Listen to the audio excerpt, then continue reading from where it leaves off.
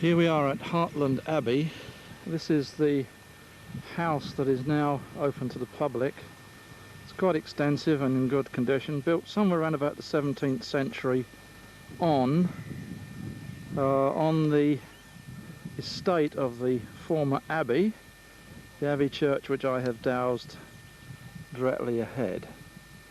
We go into this and examine it. It should be lined up with the old wing of the house, which is in fact on this right hand side. Now we're coming across now to where the line of the outer wall of the church zooms down. To the left of this line is the outer supports to the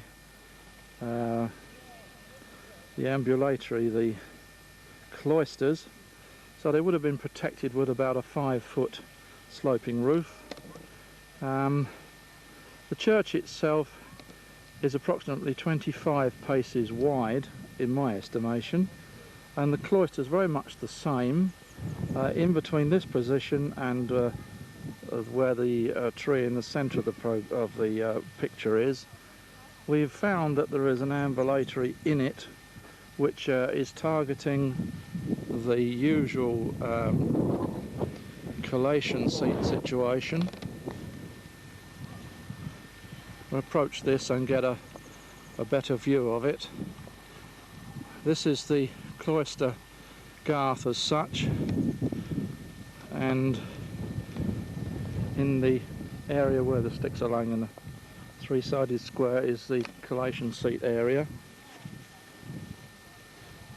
And also the path of the ambulatory around, and then of course returning to face the abbot, whoever. Inside the church wall, much the same as usual, the path of the 3 columns, possible crucifixions, around the columns of 1, 2 and 3. Within the church itself, energy line being traced via the founder's grave, or shall we say to one side of it, and then proceeding up through the centre of the church to the first stop position just this side of the choir, the monk's stalls, then going on through into the second stop position at the approach to the holy place, where the sacrament is kept, and then on straight up to the stop in front of the high altar. And this is the position of the high altar as I see it, facing due east right the way through. Over on the northern side of the church there's a doorway here which leads through out of the church towards this small chapel area, which we have doused as a family chapel, perhaps a mortuary chapel. A doorway in the foreground, and in the centre, slightly off centre, a strong indication of burial. Chapel itself is about 10 yards square, would be probably the prior's chapel in the early days. But we get from that point on, interestingly, see what time this was used.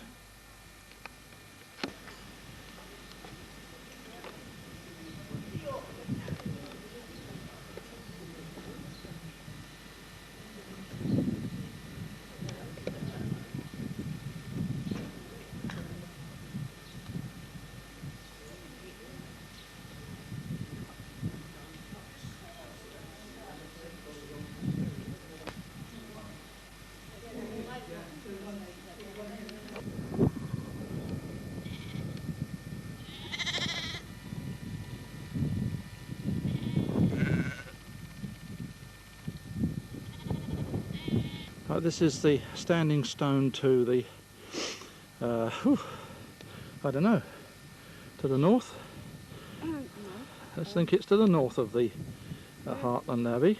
And to the north at the moment. Yeah, so we're looking down past it. Just beyond it is my marker for an energy line running, which runs out to the little heart shape, which is just in that field that is light coloured, and within it there is a standing stone.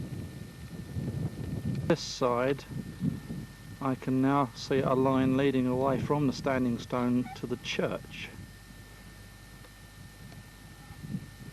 Standing stone would be 2.5 metres, 7 foot high by about 2 foot by 1.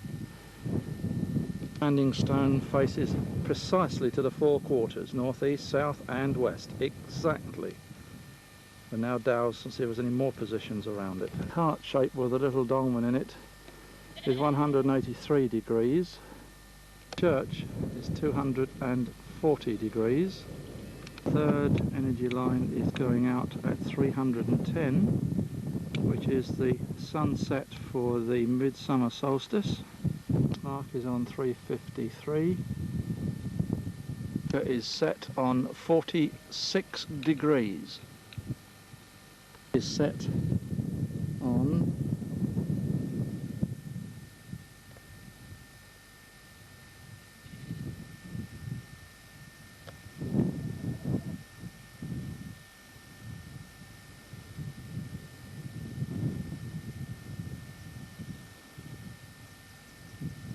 95 degrees, 123 degrees.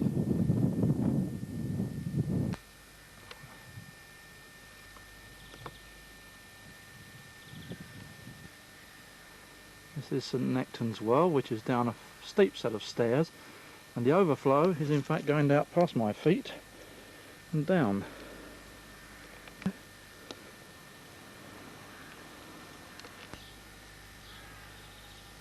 Like it's the church house in the village. Just here we've got a niche just by where the front steps used to be, to the front door, and we've got little windows which are obviously very early, and here of course there are the remains of windows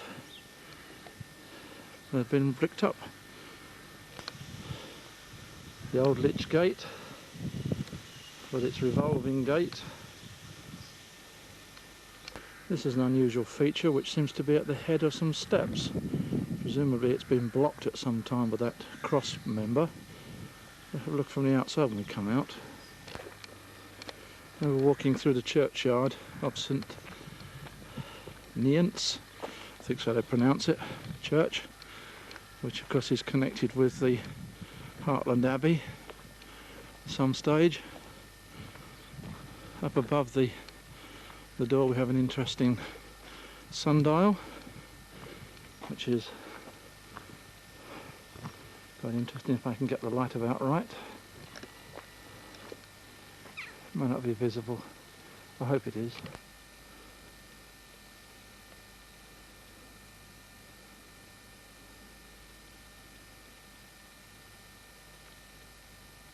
Inside of St Nectan's church. Above us we have the barrel structure, a typical boat type construction, turning into a decorated ceiling of stars in different colours in the barrel vaulting itself, which gives way to more barrel vaulting over the chancel. There's also a rood screen, which is a very good example of handcrafting.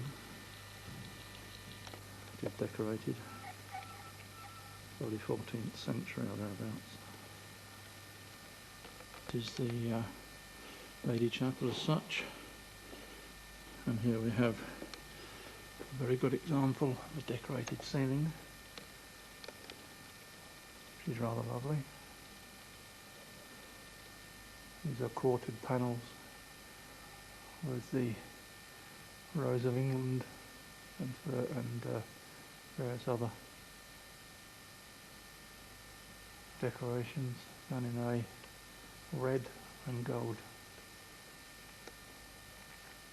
Across the chancel entrance above the screen is one of the original beams that formed the support across the church. Something like 2 foot square, and its length probably 24 feet at least. There are some medieval wall carvings, plasterwork showing somebody kneeling, an angel kneeling, another angel still partly there, standing. Possible Adam and Eve on the bottom here. Bits of relics here and there. Finally, in the north aisle, south aisle, there's this very beautiful barrel ceiling, quite long but narrow, something of the order of 10 feet wide. Up on the church looking east is a stone effigy of a priest, could be a bishop of some description, or even the abbey, the abbot of the abbey, Hartland, still in place after all these years. Here is the sundial I tried to get earlier, which is quite interesting in its way. It's lined up, facing into the south position at that point. The second thoughts about this figure, probably St Nectan, patron saint of this church, and also patron saint of the abbey down in the valley. This is a reverse shot of the same stone that we were standing alongside earlier when we took the bearings for this church. No doubt if we did it now we'd find one going back exactly to that. So this site was in fact connected on our energy line to that standing stone. First side of the blocked stone steps with a piece of stone laid across the gap. I don't know why, perhaps we can find out about that. Also at my feet is a round shape which looks awfully like a wellhead. Again, I'm not sure about it, but it suggests that anyway.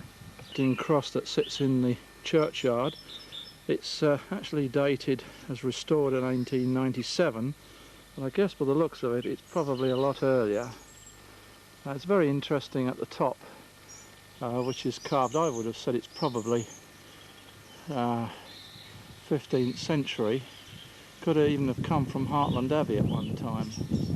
It has that suggestion about it. And it also has a date on it which I can't remember, but it says on it G. Dinham, G.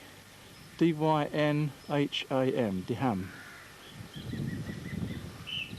And on the reverse side, Sanctus Nectanius, which presumably is Saint Nectan. So therefore, one would probably be right in thinking that this was G-Y-T-H-A, Heath. This cross probably originally came